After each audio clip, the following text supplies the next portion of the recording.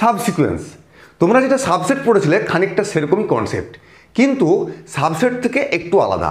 কীরকম দেখো, সাবসেট কীভাবে তৈরি করেছিলাম, কোনো একটা সেট থেকে কিছু সংখ্যক এলিমেন্ট, একটা এলিমেন্ট, অনেকগুলো এলিমেন্ট এভাবে নিয়ে একটা যে কোনোভাবে চুজ করে তুলে এনে বসিয়ে একটা সেট তৈরি করেছিলাম, সেটাকে বলছিলাম সাবসেট। কিন্তু সাবসিকুয়েন্সের ক্ষেত্রে তোমাকে একটা নিয়ম ফলো করতেই হবে। কি না, আমরা জানি কি সিকোয়েন্স মানে তো একটা ইনফাইনাইট টার্মের সেট, তাহলে সাবসিকুয়েন্সও কিন্তু ইনফাইনাইট টার্মের সেট হতে হবে, তাই না?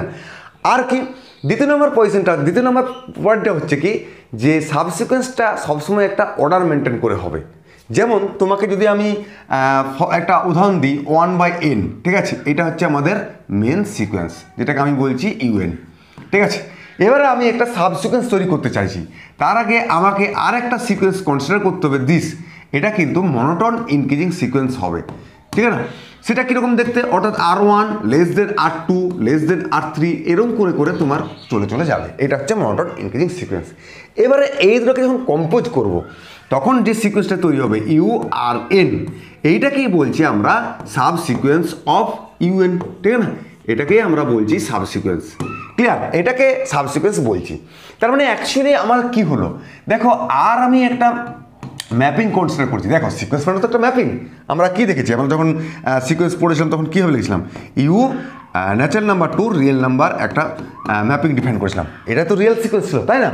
ঠিক সেম কেস আমি যদি এখন একটা ম্যাপিং ডিফাইন করলাম RN/N, এটা হলো আমার মনোটোন ইনক্রিজিং সিকোয়েন্স, যেটা বললাম, ঠিক আছে। এরপরে আমি এই ম্যাপিংটা, এবারে এটাকে যখন আমি কম্পোজ করব তখন কীভাবে লিখবো, U0R, সেটা হবে আমার কি হবে, ন্যাচারাল নাম্বার টু R, এই হলো আমার সাব সিকোয়েন্স, ঠিক আছে না? এবারে এইটা একটা নির্দিষ্ট অর্ডার ফলো করলো কি না, মনোটোন ইনক্রিজিং, ঠিক আছে না?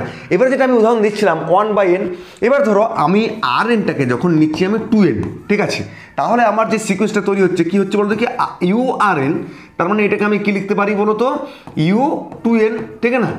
এবার দেখো এই টার্মগুলো কী হচ্ছে, তাহলে U2, U4, U6 এরকম করে চলে যাচ্ছে। এই যে দেখো এইটা তো মনোটোন ইনক্রিজিং সিকোয়েন্স, যেটা আমি বলেছিলাম। তাহলে U2 মানে এখানে কত হবে, 1/2, 1/4, 1/6, একটা ইনফাইনাইট সিকোয়েন্স, এটাও ইনফাইনাইট সিকোয়েন্স, তাই না? এটাই হলো আমাদের সাব সিকোয়েন্স। ঠিক সেম কেস, এটাকে আমি অড টার্মগুলোকেও নিয়ে তৈরি করতে পারতাম, সেক্ষেত্রে আমার সাব সিকোয়েন্সটা কী হবে, এইটা, ঠিক আছে না? সেটা কীভাবে লিখবো আমরা, U2n-1, অর্থাৎ তখন এটা আমার টার্মগুলোকে তো হবে 1, 1-এর 3, 1-এর 5, এভাবে আমাদের হয়ে যাবে। তাহলে এইভাবে আমরা সাব সিকোয়েন্স তৈরি করতে পারবো। অর্থাৎ সাব সিকোয়েন্স বলতে আমরা কী বুঝলাম, সিকোয়েন্স থেকে কোনো একটা পার্ট, অর্থাৎ অড পার্ট, ইভেন পার্ট, বা যেভাবে খুশি তুমি চুজ করবে, সেটা যেমন ইনফাইনাইট হয়, ইনফাইনাইট টার্মের সেটটা হয়, এবং সেটা একটা মনোটোন ইনক্রিজিং অর্ডার ফলো করে, ঠিক আছে না? এই হলো আমার ব্যাপার। মানে মনোটোন ইনক্রিজিং মানে কি, এই RN-টা কিন্তু দেখো মেন সিকোয়েন্সটা কিন্তু মনোটোন ইনক্রিজিং নাও হতে পারে, এটা ডিক্রিজিং ইনক্রিজিং দুটোই হতে পারে। কিন্তু আমি যখন চুজ করবো, মানে সেকেন্ড যে সিকোয়েন্সটা চুজ করছি RN-টা, মানে যেটাকে বেস করে আমি টার্মগুলোকে নিয়ে আসবো, সেটা কিন্তু মনোটোন ইনক্রিজিং হবে। এই হলো আমার সাব সিকোয়েন্সের মেন ক্রাইটেরিয়া। এবার দেখো সিকোয়েন্স যদি বাউন্ডেড হয়, তাহলে সাব সিকোয়েন্সকেও বাউন্ডেড হতে হবে, এটা প্রপার্টি একটা ইম্পর্টেন্ট।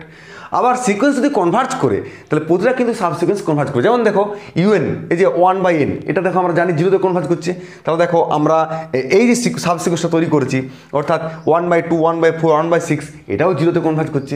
আবার দেখো 1, 1/3, 1/5, এটাও 0-তে কনভার্জ করছে। অর্থাৎ কোনো একটা সিকোয়েন্স যদি L-এ কনভার্জ করে, তার প্রতিটা সাব সিকোয়েন্স কিন্তু L-এ কনভার্জ করবে। এই দুটোই কিন্তু ইম্পর্টেন্ট প্রপার্টি সাব সিকোয়েন্সের। তাহলে চলো আমরা একটু ডেফিনেশনটা দেখে নিই। দেখো, let UN be a real sequence and RN be strictly increasing sequence of natural numbers, যেটা আমি বলেছিলাম, অর্থাৎ R1 R2 এইভাবে চলতে থাকবে। এরপর যে সাব সিকোয়েন্সটা পাচ্ছি URN, সেটাকে আমরা বলছি, মানে এই যে সিকোয়েন্সটা যেটা পাচ্ছি সেটাকে বলছি সাব সিকোয়েন্স, এবং তার টার্মগুলো কত হবে, UR1, UR2, URN। বা আমি ম্যাপিং দিয়ে যখন যেটা বললাম, এই যে RN/N be a sequence of natural numbers such that, এরকম, অর্থাৎ মনোটোন ইনক্রিজিং অ্যান্ড এটা আমাদের সিকোয়েন্সের ডেফিনেশন থেকেই জানি।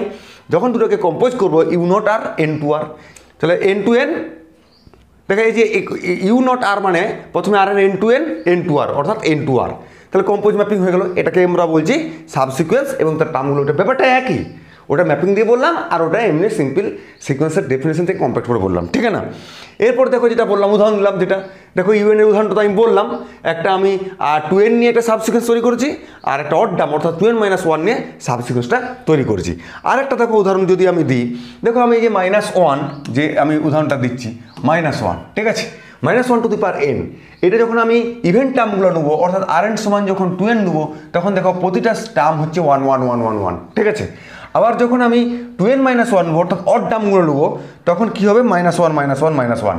দেখো এই সিকোয়েন্সটা 1-এ কনভার্জ করছে, এই সিকোয়েন্সটা -1-এ কনভার্জ করছে, আর মেন যে সিকোয়েন্সটা সেটা কিন্তু আমাদের ডাইভার্জেন্ট সিকোয়েন্স, তাই না, এটা কনভার্জ করছে না।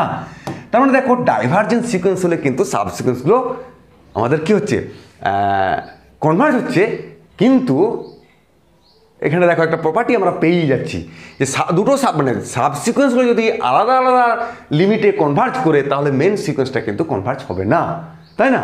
তাহলে এইটা কিন্তু একটা ইম্পর্টেন্ট প্রপার্টি। দেখো আমি কি বললাম, যে প্রথম প্রপার্টিটা কি বললাম, যে সিকোয়েন্স যদি বাউন্ডেড হয় তাহলে সাবসিকোয়েন্স বাউন্ডেড হতে হবে, আর সিকোয়েন্স যদি কনভার্জ করে এলে, তাহলে প্রতিটা সাবসিকোয়েন্সকে এলে কনভার্জ করতে হবে।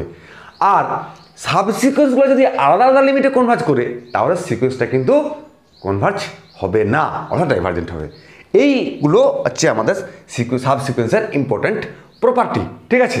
তো আজকে আমি সাবসিকোয়েন্স শুধুমাত্র ডেফিনেশনটা করলাম, এরপরে খুব ইম্পর্ট্যান্ট কিছু প্রপার্টি আছে, অঙ্ক আছে, সেগুলো আমি আস্তে আস্তে এর পেজটা খুলে যাব। তাই তোমাদেরকে আজকে সাবসিকোয়েন্সের ডেফিনেশন এবং প্রপার্টি দিয়ে কীভাবে সাবসিকোয়েন্স তৈরি করতে হয় ছোট্ট একটা ভিডিও বানিয়ে দিলাম, তোমরা একটু মাথায় রেখে দাও, পরের ক্লাসে আমি এর ডিটেলসে আস্তে যাবো, ঠিক আছে। টাটা।